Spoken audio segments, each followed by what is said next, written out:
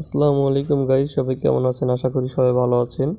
তো আমরা আগাম মিষ্টি কদু এখানে রোপণ করতেছি। আগাম মিষ্টি কদুর চারা গত ভিডিওতে আমরা দিয়েছি, আপনাদেরকে দেখছেন। তখন মিষ্টি কদুর বীজগুলো তখন ফেটে বের হচ্ছিল, আর এখন প্রায় লাগানোর উপযুক্ত হয়েছে। 4 থেকে 5 পাতা হয়ে গেছে। আমাদের এখানে যতগুলো চারা প্রয়োজন ছিল আমরা অতগুলো চারা এখানে ফেলছি, এবং কি বালির মধ্যে কিন্তু আমরা মিষ্টি কদু চাষ করতেছি। এখানে কিন্তু বালি, আর এই ঝাড়গুলো কীভাবে তৈরি করছে আমরা কিন্তু গত ভিডিওতে পুরোপুরি প্রক্রিয়া দেখানো হয়েছে। আমরা প্রথমে পচা গোবর, তারপর কলা গাছ যে একটা স্তূপ ছিল বাগানের, সেই বাগানের স্তূপগুলো পচে একদম সার হয়ে গেছে।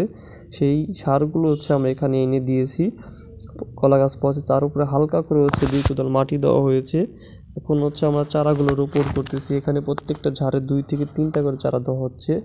চারাগুলো কোকোপিটের যে লেভেলটা, ওই লেভেল অনুযায়ী হালকা করে মাটি দিয়ে হালকা করে আস্তে করে চাপ দিয়ে লাগানো যায়, যেন চারাটা যেন কোনো প্রকার ক্ষতি না হয়। আর আগামীকাল সকালে চারদিক দিয়ে আমরা নেট দিয়ে আটকে দেবো। আর আমাদের ওইখানে এখন যাওয়াচ্ছি আমরা পেঁপের বীজের শেটে, যেখানে আমরা চারা উৎপাদন করি। নতুন আরেকটা শেড তৈরি করতেছি, ওই দিকে ওটা আগামীতে শুরু করব কিছুদিনের মধ্যে। আর এখানে সেই পেঁপের বীজগুলো যেগুলো দিয়েছিলাম, সেই চারাগুলো কিন্তু অনেক বড় হয়ে গেছে। আর প্রায় 7-8 দিন পরে জমিতে লাগানো উপযুক্ত হয়ে যাবে। ওইদিকে প্রায় 150 পিস চারা উঠতে আসছে, আর এখানে প্রায় 200 পিস চারা আজকে 4 দিন দিয়ে দেওয়া হয়েছে, রাখা হয়েছে। আর 2 দিন পরে এখান থেকেও চারাগুলো খোলাবো। আর এখানেও দেওয়া আছে প্রায় 400-র মতো চারা আমাদের কাছে স্টক আছে। যাদের চারার দরকার তারা আমার সাথে যোগাযোগ করবেন। আর এগুলো কালো ইন্ডিয়ান মরিচ। এগুলো অনেকজনই খোঁজেন, অনেকজনে খোঁজেন। এগুলো যাদের চারা দরকার তারা আমাদের সাথে যোগাযোগ করবেন।